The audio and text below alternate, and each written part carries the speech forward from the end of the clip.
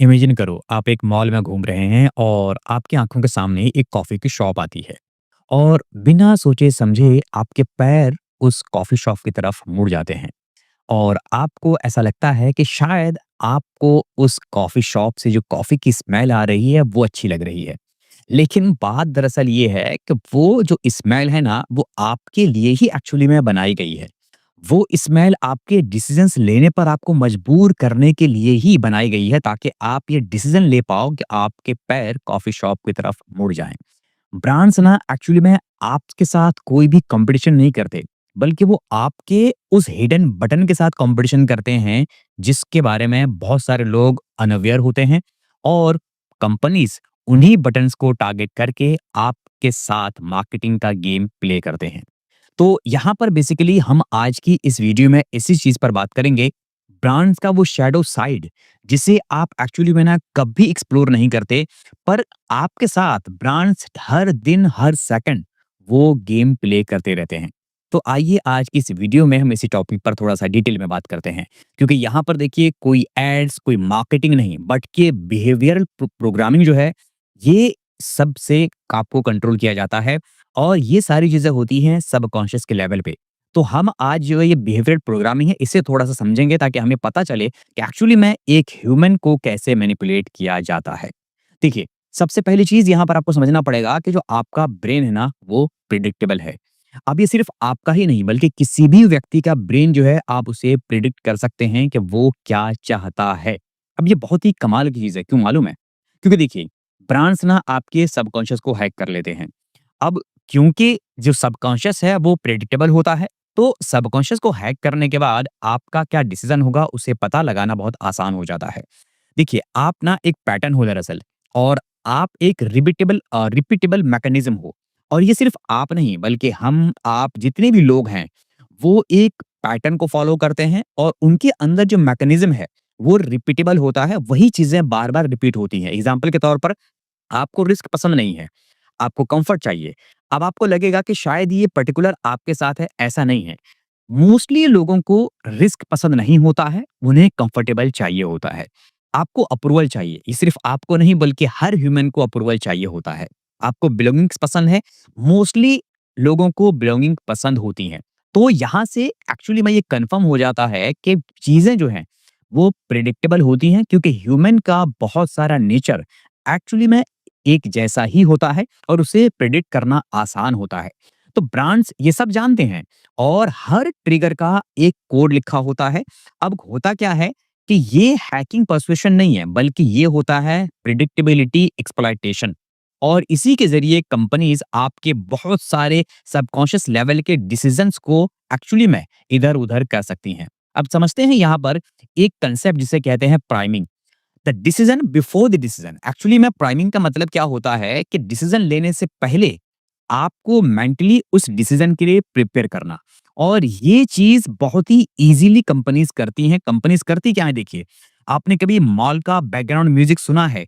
Mall का background music बिल्कुल slow क्यों होता है, कभी सोचा है आपने? ताकि आप धीरे चलो और ज्यादा टाइम वहां पर रुको, आपको वहां पर ज्यादा देर तक रोका जाए। इसके अलावा आपने कभी सोचा है कि जो सुपरमार्केट का लेआउट है वो कैसा होता है? सुपरमार्केट में फ्रूट्स और फ्लावर्स एंट्रेंस पर क्यों रखे होते हैं, कभी सोचा है आपने? ताकि ब्रेन हेल्दी मोड में चला जाए और आप गिल्ट फ्री शॉपिंग कर पाओ। आपको लगे कि भई यहाँ पर जो है चीज़ें बहुत अच्छी मिलती हैं, और आपका ब्रेन जहाँ पर वो गिल्ट में आ जाए कि यार यहाँ पर कोई जंक फूड है या जंक चीज़ें हैं या अच्छी चीज़ें नहीं हैं, तो आपका ब्रेन वहाँ पर आपको रिस्पॉन्स कर पाए कि नहीं, यहाँ पर हेल्दी चीज़ें रखी हुई हैं। तो इस वजह से बहुत सारे जो लेआउट होता है, जो म्यूज़िक होता है, वो सब आपके सबकॉन्शियस को ध्यान में रखकर ही डिज़ाइन किया जाता है। इसके बाद आप ये सोचते हो कि आप चॉइस ले रहे हो, लेकिन एक्चुअली में सच्चाई ये है कि चॉइस तो स्टोर में ही डिसाइड हो चुकी होती है कि आपको क्या बेचा जाए। अब जैसे ही एंट्रेंस के अंदर जाते हो, जैसे ही मॉल या सुपरमार्केट में आप अपना कदम रखते हो, वहीं से डिसीजन हो जाता है कि आपको क्या बेचा जाएगा। अच्छा, एक कमाल की चीज़ और मालूम है क्या है? जो इल्यूज़न ऑफ कंट्रोल है वो ज़्यादातर लोगों को रहता है। ब्रांड्स आपको एक्चुअली में कंट्रोल का इल्यूज़न देते हैं। ब्रांड्स आपको ये इल्यूज़न देते हैं कि सारा कंट्रोल आपके पास है। आप चूज़ कर सकते हो, डिसाइड कर सकते हो, सब कुछ आपके हाथ में है।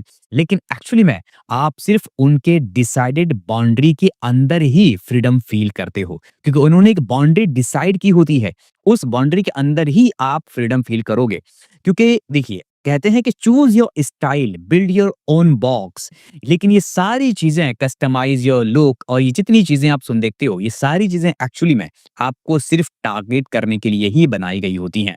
क्योंकि कई बार ऐसा लगता है कि freedom inside a cage still feels like freedom.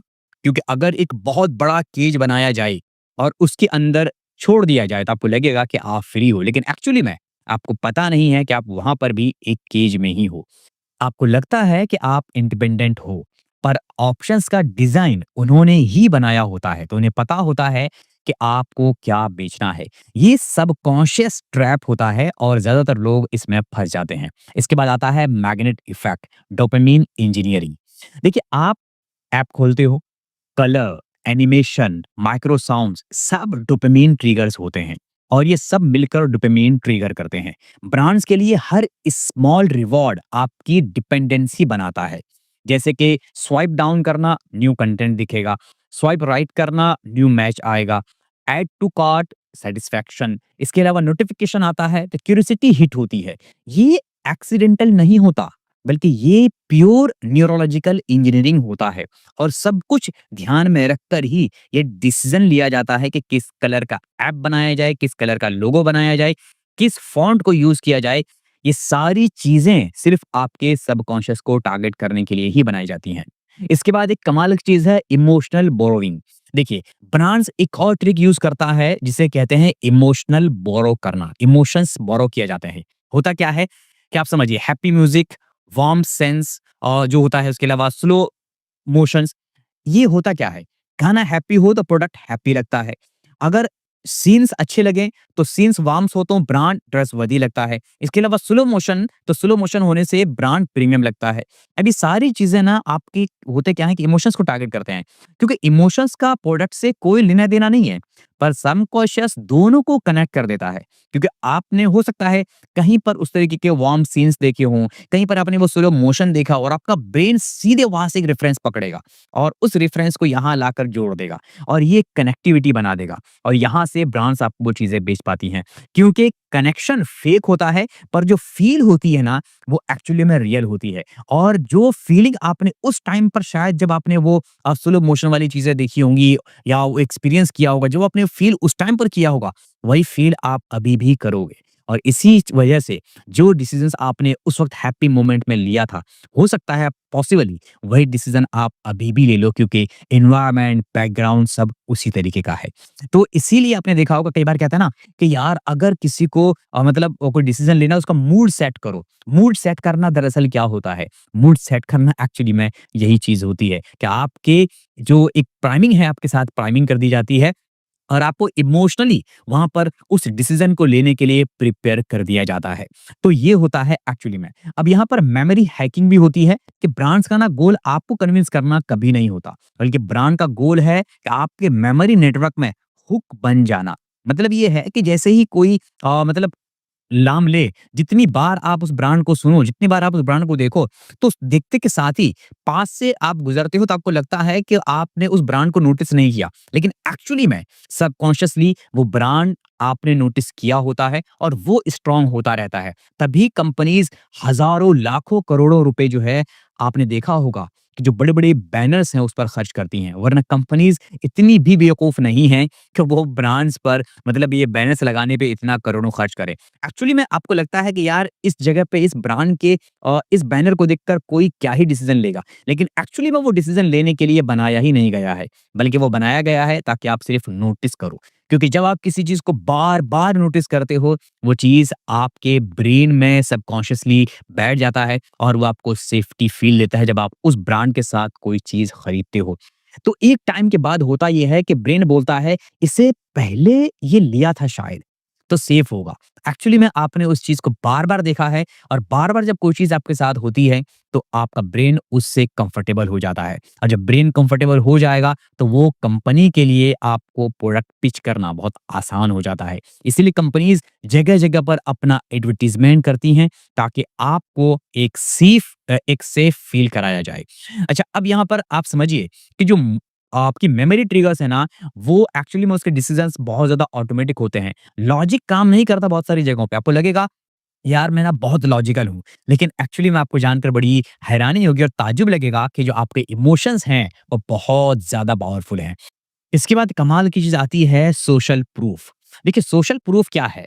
Subconscious ना सबसे ज़्यादा मालूम है किस बात से डरता है? वो डरता है अलग पड़ने से।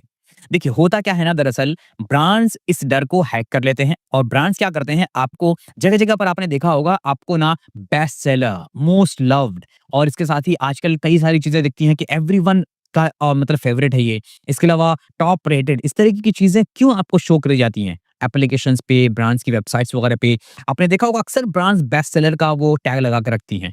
इसकी वजह जानते हैं क्या होता है? इसकी वजह बहुत ही सिंपल है कि आपका डिसीजन लेना डिपेंड हो जाता है कि भई किसी और ने लिया हुआ है, उसने यहाँ पर टेस्ट किया हुआ है, उसके रिव्यूज़ अच्छे हैं। इट मीन्स वो मेरे लिए भी अच्छा ही होगा।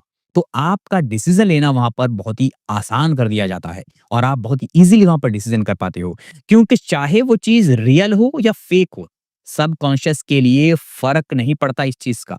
सबकॉन्शियस सिर्फ़ अपने आप को अलग नहीं देखना चाहता, क्योंकि उसके लगता है कि अगर मैंने कोई अलग डिसीज़न लिया, जो बाकी लोगों ने नहीं लिया, अब ये बेस्ट सेलर है, लेकिन अगर मैंने कोई दूसरी चीज़ ली जो बेस्ट सेलर की कैटेगरी में नहीं है, तो पॉसिबली अगर वो चीज़ खराब निकल गई तो?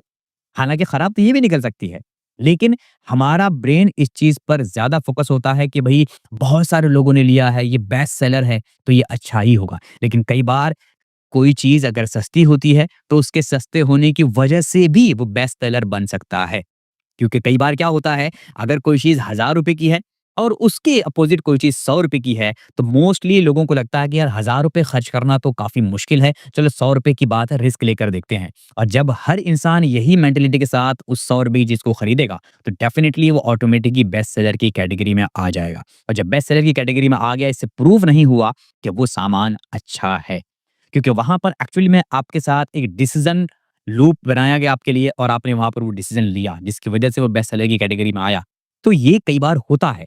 तो ये एक्चुअली में होता क्या है कि जो क्राउड है ना, आप उसके साथ जाना सेफ फ़ील करते हो। आपको लगता है कि क्राउड ने जो डिसीज़न लिया है, वो डिसीज़न एक्चुअली में ईज़ी होगा। इसीलिए आपने देखा होगा कि जब मार्केट गिरता है, स्टॉक मार्केट, तो ज़्यादातर लोग बेचने लगते हैं और जब स्टॉक मार्केट बढ़ता है, तो ज़्यादातर लोग खरीदने लगते हैं। ऐसा क्यों होता है? क्योंकि वहाँ पर भी यही चीज़ होती है कि हमें क्राउड के साथ जाना पसंद होता है और हमें क्राउड के साथ जाना सेफ लगता है। अब यहाँ पर आता है एक कमाल का पॉइंट, जिसे कहते हैं कि अब ये सारी चीज़ें तो हमने सीख ली, अब हम इसको बचाएँगे कैसे? तो ऐसा बिल्कुल भी नहीं है कि हम इस वीडियो में आपको सारी चीज़ें सिर्फ़ ये बोलेंगे कि ऐसा-ऐसा होता है और अब कोई आपको मतलब फ्रेमवर्क ना दें, ऐसा हो ही नहीं सकता। तो आपको हम यहाँ पर बताते हैं कि आप कैसे अपने सबकॉन्शियस को प्रोटेक्ट कर सकते हैं। तो देखिए, सबसे पहली चीज़, आपको अपने ऑटो पायलट्स को पहचानना पड़ेगा, उन्हें रिमूव करना पड़ेगा। आपको रुकना पड़ेगा, थोड़ी देर के लिए साँस लेकर समझना पड़ेगा कि डिसीज़न्स को हम अगर डिले कर दें, तो सबकॉन्शियस एक्चुअली में वहाँ पर स्लो हो जाता है। मैंने पहले भी ये बताया हुआ है कि अगर हम किसी चीज़ को खरीदना चाहते हैं और हमें लगता है कि ये चीज़ हमारे लिए बहुत ज़्यादा नेसेसरी है, तो उसे ऐड टू कार्ट करके 24 आवर्स के लिए रुक जाइए। जब आप 24 आवर्स रुकेंगे, तो आपको देखने को मिलेगा कि शायद 100 में से 10 चीज़ें ही आप दूसरे दिन खरीदोगे, क्योंकि 90% चीज़ें ऐसी हो सकती हैं जो शायद आपके लिए काम की नहीं है। बस उस मोमेंट, उस मोड और उस लिमिटेड ऑफर के चलते आपने शायद वहाँ पर ये डिसीज़न ले लिया हो कि मुझे ये चीज़ लेनी है। इसके बाद एक कमाल की चीज़ है कि आपको अपने आप से पूछना है, इज़ दिस मी और मार्केटिंग? क्या ये चीज़ एक्चुअली में मुझे चाहिए या मेरे साथ कोई मार्केटिंग गेम खेला जा रहा है? अगर जवाब आपको कन्फ्यूज़ करे, तो ये ब्रांड का हैक है। क्योंकि अगर कोई चीज़ आपको चाहिए होगी ना, वो मार्केटिंग हो चाहे ना हो, आप उसको ढूँढ कर भी निकालेंगे और आप उसको लेंगे। लेकिन अगर कोई चीज़ आपके सामने ऑटोमेटिक ही आ रही है और सामने से लुभावने ऑफ़र भी आ रहे हैं, तो सिंपल सी बात है कि वो एक मार्केटिंग ट्रिक है और आपको उसमें फँसाया जा रहा है। तो आपको समझना पड़ेगा कि ये मार्केटिंग है या आप हो। इसके अलावा अवॉइड प्राइम्ड एनवायरनमेंट्स। हमेशा याद रखिए, आपको लगता है कि यार चलना मॉल घूम के आते हैं, चलना सुपरमार्केट से होके आते हैं। एक्चुअली में जब आप मॉल घूमने जाते हो तो आपका प्लान होता है कि सिर्फ फ्रेंड के साथ घूम कर वापस आ जाएँगे, लेकिन आप देखोगे कि आप कुछ ना कुछ वहाँ से खरीद कर वापस आते हो। इसकी वजह ये होती है कि वहाँ पर जो एक प्राइम एनवायरनमेंट है, वो आपको टारगेट किया गया है। तो मॉल हो, फूड कोर्ट्स हो, लग्ज़री स्टोर्स हो, ये सब एक्चुअली में प्राइमिंग ज़ोन्स होते हैं। और इन जगहों पर जब आप जाओगे, तो आपको ये बात समझ लेनी चाहिए कि आपका डिसीज़न लेना काफ़ी ज़्यादा डिफ़िकल्ट होने वाला है।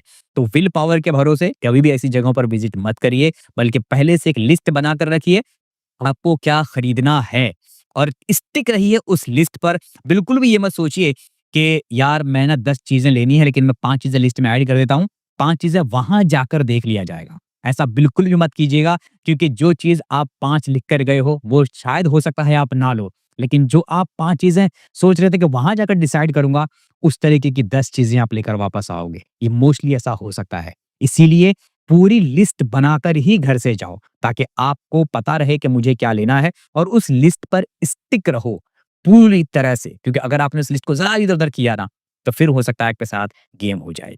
अच्छा, इसके साथ आता है रिड्यूस इमोशनल शॉपिंग। अब मोस्टली होता क्या है ना, अगर आप स्ट्रेस में हो, लोनलीनेस फील कर रहे हो, बॉर्डम में हो, ये सब सबकॉन्शियस के एक वीक विंडो होते हैं और यहाँ पर आप शॉपिंग ही करते हो। मोस्टली ज़्यादातर लोग इमोशनल शॉपिंग में ही फँसते हैं। कभी वो डर की वजह से शॉपिंग करेंगे, कभी वो लालच में शॉपिंग करेंगे, कभी वो अगर बोर हो रहे हैं तो शॉपिंग कर लेंगे। और यही सारी चीज़ें जो हैं एक्चुअली में मार्केटिंग में बहुत हेल्पफुल होती हैं कंपनीज़ के लिए। तो ये सारी चीज़ें हैं जिसको आप प्रैक्टिस करके डेफ़िनिटली अपने आप को बचा सकते हैं। तो ब्रांड्स एक्चुअली में आपको बेच नहीं रहे होते हैं, बल्कि ब्रांड्स आपको एक्चुअली में शेप कर रहे होते हैं। आपके ब्रांड जो आपका ब्रेन है, उसे वो टारगेट कर रहे होते हैं। सबकॉन्शियस लेवल पे आपको वो एक्चुअली में टारगेट करते हैं और आपको वो बेचते हैं जो चीज़ वो बेचना चाहते हैं। आपका सबकॉन्शियस उनका प्लेग्राउंड एक्चुअली में बन चुका है। तो जब तक आप उस प्लेग्राउंड को पहचानते नहीं हैं, डेफ़िनिटली आप वहाँ से नहीं निकल पाएँगे। तो अवेयरनेस ही रेजिस्टेंस है और रेजिस्टेंस ही एक्चुअली में फ्रीडम है। तो इसीलिए आपको बहुत ही सोच समझ कर चीज़ों को डिसाइड करना पड़ेगा कि आप क्या लेना चाहते हैं, क्या नहीं लेना चाहते हैं। तो मैं हूँ शमशीर, मिलते हैं अगली वीडियो में एक और डीप अवेकनिंग के साथ। Thank you so much.